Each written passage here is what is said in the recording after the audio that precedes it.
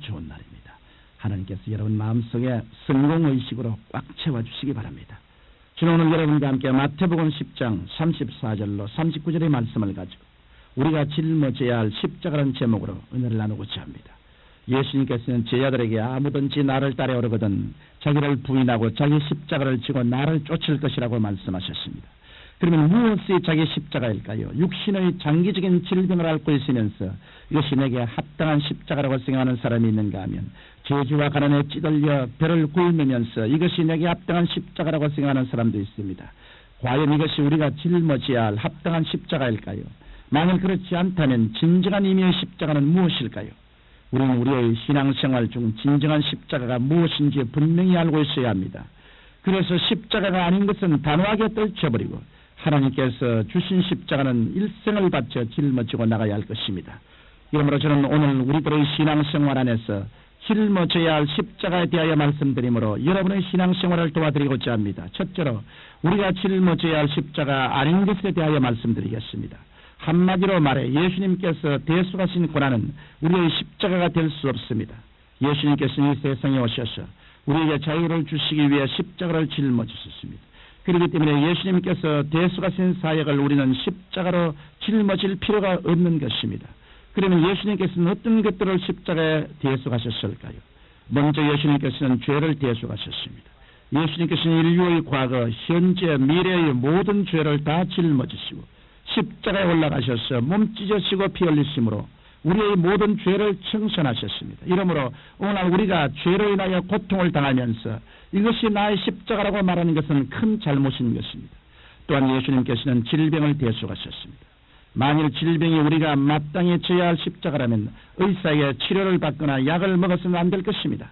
그러나 우리는 예수 그리스도의 생애를 통하여 질병이 십자가가 아님을 알 수 있습니다. 예수님의 생애를 살펴보면 3분의 1을 병 고치시는 일로 보내셨음을 알 수 있습니다. 예수님께서는 복음 전도를 위해 12제자를 보내실 때에도 병을 고치라고 부탁하셨고 70인의 제자를 보내시면서도 병자를 고치라고 명령하셨으며 승천하실 때 병든 사람에게 손을 얹은즉 나으라고 말씀하셨습니다. 이러므로 병은 기도해서 고쳐야 할 것이지 계속 짊어져야 할 십자가는 아닌 것입니다. 이 때문에 병든 사람은 죄를 회개하고 하나님 앞에 가까이 나아가며 마귀를 대적함으로 병고침을 받아야 하는 것입니다. 나아가서 예수님께서는 저주를 대속하셨습니다. 어떤 사람은 극심한 가난 속에 있으면서 이것이 나의 십자가라고 말하는데 특별한 이유 없이 궁핍한 생활을 하는 것은 십자가가 아닙니다. 뿐만 아니라 생활의 실패를 당했을 때 이것이 나의 십자가라고 말하는 사람이 있습니다.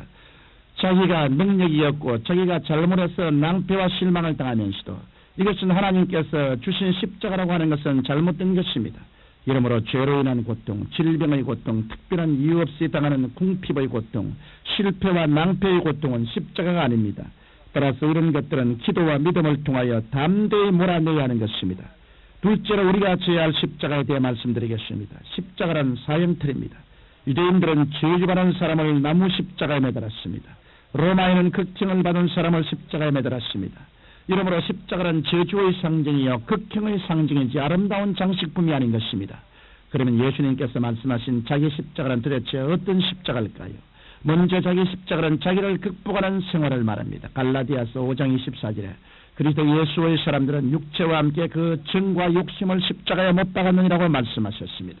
이러므로 육신의 정욕, 안목의 정욕, 이 세상의 자랑을 쫓아 살던 나의 뜻을 거부하고 주님의 뜻대로 사는 것이 자기 십자가입니다. 또한 자기 십자가란 주님을 쫓기 위해 자원에서 짊어지는 고난을 말합니다. 서로 바울을 보십시오. 그는 좋은 가문을 가진 양반이요 훌륭한 학식을 갖춘 율법학자요 천막을 만드는 기술이 있어 경제적으로 안정된 사람이며 산후어린 회원으로 지금의 국회의원 같은 직위에 로마 시민권이 있어 어느 나라 비자 없이 통행할 수 있는 사람이었습니다. 그럼에도 불구하고 그는 복음 증거를 위해 자원하여 고난의 길을 택했습니다. 이것은 그리스도의 뜻을 위해 자원에서 얻은 고난이었습니다. 이 때문에 그는 갈라디아서 6장 14절에 내게는 우리 주 예수 그리스도의 십자가 외에 결코 자랑할 것이 없으니 그리스도로 말미암아 세상이 나를 대하여 십자가에 못 박히고 내가 또한 세상을 대하여 그러하니라고 고백했던 것입니다. 더 나아가 우리가 져야 할 십자가는 주님 때문에 당하는 핍박입니다. 자신의 문제로 당하는 핍박이 아닌 예수 믿기 때문에 당하는 핍박이 진정한 십자가요 하나님 앞에서 자랑해야 할 십자가인 것입니다. 셋째로 우리가 십자가를 질 때 일어나는 일에 대하여 말씀드리고자 합니다. 우리가 십자가를 짊어지면 주님께 합당한 생활을 하는 것이기 때문에 주님께 인정을 받게 되고 성령으로 충만하게 되며 우리의 기도가 하나님 앞에 상달되게 되는 것입니다. 십자가를 부인하고 육신의 정욕, 안목의 정욕, 이성의 자랑에 취하여 죄 가운데 살면서 주여 주여 부르시어봤자 하나님의 응답은 받을 수가 없는 것입니다. 그러나 마땅히 지어야 할 십자가를 기쁨과 감사함으로 짊어지고 살아가는 사람의 기도는 하나님께 연락되기 때문에 하나님의 능력이 나타나게 되는 것입니다. 나아가서 십자가를 짊어지는 생활을 할 때 부활의 생명이 넘쳐납니다. 고린도후서 4장 10절에 우리가 항상 예수 죽인 것을 몸에 짊어지면 예수의 생명도 우리 몸에 나타나게 하렴이라고 말씀하셨습니다. 이 말씀은 우리가 십자가를 짊어지면 예수의 부활의 생명이 우리의 영과 마음과 죽을 육체까지 충만하게 임하실 것이라는 약속입니다. 마지막으로 십자가를 짊어지면 천국의 상급이 있습니다. 주님께서는 나를 인하여 너희를 욕하고 핍박하고 거짓으로 너희를 거스려 모든 악한 말을 할 때에는 복이 있나니 기뻐하고 즐거워라 하늘에서 너희 상이 큼이라고 말씀하셨습니다. 주님께서는 주를 믿기 때문에 핍박을 당하고 고난의 십자가를 짊어질 때는 하늘의 상급이 크므로 원망하고 탄식하지 말고 오히려 기뻐하고 즐거워하라고 하신 것입니다. 여러분 예수님을 믿고 복음을 전하기 때문에 가정에서 어려움을 당하고 직장에서 소외되고 사회에서 버림당한다고 할지라도 조금도 낙심하지 마십시오. 이런 십자가 뒤에는 반드시 하늘의 상급이 있는 것입니다. 주께서 호령과 천사장의 소리와 하나님의 나팔로 친히 하늘로 쫓아 강림하실 때 하나님께서 큰 상급을 주시고 찬란한 영광으로 갚아주실 것입니다. 청취자 여러분, 우리들의 신앙에는 싸워 이겨야 할 고난이 있고 짊어져야 할 고난이 있습니다. 모든 고난을 다 십자가로 받아들여서는 안 되며 그렇다고 모든 고난을 다 배척해서도 안 됩니다. 여러분은 예수님께서 십자가에서 대속하신 고난인 죄로 인한 십자가, 질병으로 인한 십자가, 이유 없는 가난으로 인한 십자가, 저주와 죽음으로 인한 십자가는 싸워서 이겨내 놓으십시오. 그리고 내 중심의 정과 욕심을 버리고 주님의 뜻대로 사는 십자가, 자원하여 지는 십자가, 주님 이름 때문에 받는 십자가는 기쁨으로 달게 받아들이십시오. 여러분이 마땅히 짊어져야 할 십자가를 달게 지며 나아갈 때 여러분의 삶에는 믿음, 소망, 사랑이 넘쳐날 것이고 여러분의 기도는 응답될 것이며 하나님의 능력이 따르게 될 것입니다.